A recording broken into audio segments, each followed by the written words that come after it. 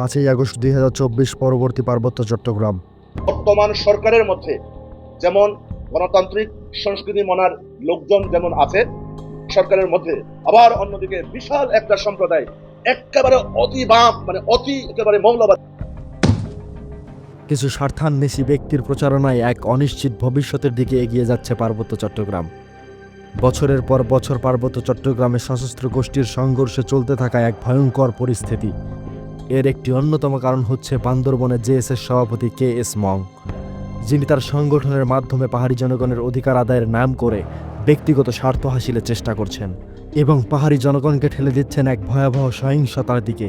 বাস্তবায়ন করার নেই, তাই আমরা পার্টির পক্ষ থেকে, জনসংহতি সমিতির পক্ষ থেকে বৃহত্তর আন্দোলন ঘোষণার মধ্য দিয়ে পার্বত্য চট্টগ্রামের প্রয়োজন বোধে আর একবার সশস্ত্র আন্দোলন হতে পারে। বন্ধুরা আমার, সম্প্রতি আবারও সশস্ত্র আন্দোলনের হুমকি দিয়েছেন তিনি।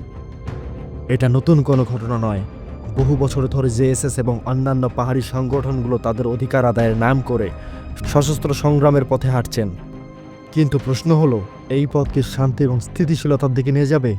KS মংয়ের প্রলোভনে কি এই অঞ্চলের মানুষগুলো আবারও ক্ষতিগ্রস্ত হবে? আমরা কি একসঙ্গে শান্তিপূর্ণ সমাধানের দিকে যেতে পারি না? আজকে এই বৈরিতার মাঝে আমাদের সকলকে একসঙ্গে দাঁড়াতে হবে। একতা, বোঝাপড়া এবং শান্তিপূর্ণ সমাধানই হতে পারে আমাদের জাতির প্রকৃত শক্তি।